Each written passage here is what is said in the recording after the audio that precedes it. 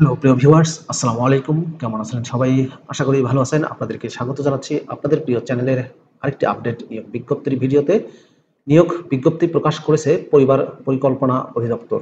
তো চলুন নিয়োগ বিজ্ঞপ্তির বিস্তারিত তথ্যগুলো একটু দেখে আসি।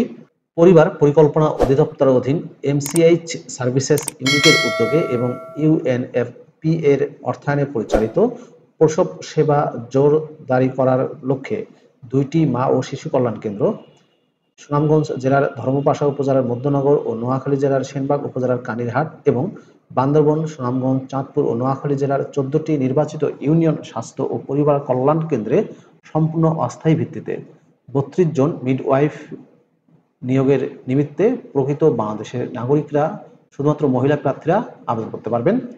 পদের নাম মিডওয়াইফ। পদের সংখ্যা হচ্ছে ৩২টি। যোগ্যতায় বলা হয়েছে ৩ বছর মেয়াদী ডিপ্লোমা ইন মিডওয়াইফারি পরীক্ষায় উত্তীর্ণ এবং বিএনএমসি কর্তৃক স্বীকৃত সার্টিফিকেটধারী হতে হবে। মা ও শিশু স্বাস্থ্য এবং পরিবার পরিকল্পনা সেবায় অভিজ্ঞ প্রার্থীদের অগ্রাধিকার দেওয়া হবে।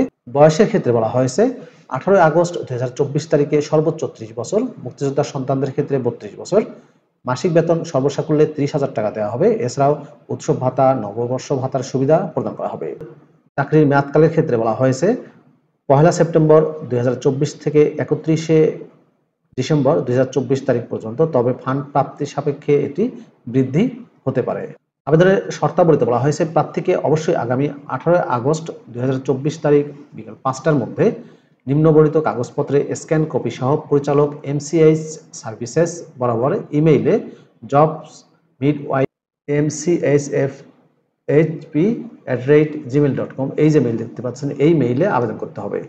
অনলাইনে কোনো প্রার্থী আবেদনপত্র প্রেরণে ব্যর্থ হলে সরাসরি পরিবার পরিকল্পনা অধিদপ্তরের এমসিএইচ সার্ভিসেস ইউনিটে নির্দিষ্ট সময়ের মধ্যে জমা দেওয়া যাবে। অর্থাৎ দুইটি উপায়ে আপনারা জমা দিতে পারবেন, সরাসরি এমসিএইচ পরিবার পরিকল্পনা অধিদপ্তরের যে এমসিএইচ সার্ভিস ইউনিট আছে সেই ইউনিটে গিয়ে, অথবা অনলাইনে ইমেইলে সিভি পাঠাতে পারবেন।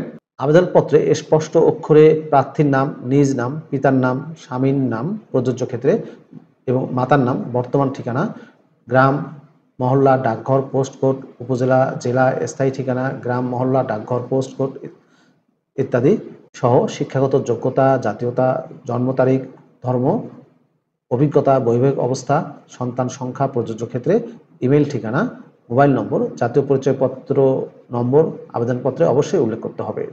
আবেদনপত্রের সাথে যে সকল কাগজপত্রে স্ক্যান কপি সংযুক্ত করতে হবে তার মধ্যে রয়েছে ডিপ্লোমা ইন মিডওয়াইফারি পরীক্ষা উত্তীর্ণ সনদ সহ সকল শিক্ষাগত যোগ্যতার সনদপত্রের সত্যায়িত কপি, বিএনএমসি কর্তৃক প্রদত্ত রেজিস্ট্রেশনের সত্যায়িত কপি, আবেদনপত্রের সাথে স্টুডিওতে সদ্য তোলা রঙিন ছবি ৩০০x২০০ পিক্সেল, আবেদনপত্রের সাথে প্রার্থীর নাগরিকত্বের সনদ, ইউনিয়ন, পৌরসভা, সিটি কর্পোরেশন প্রদত্ত যে ইউনিয়নের বাসিন্দা সেই ইউনিয়নের পরিষদের চেয়ারম্যান বা পৌরসভার মেয়র বা সিটি কর্পোরেশন কর্তৃক প্রদত্ত সনদ, জাতীয় পরিচয়পত্রের সত্যায়িত কপি।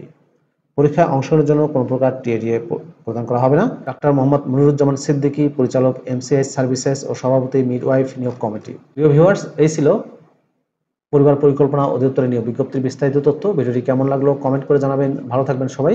আল্লাহ হাফেজ।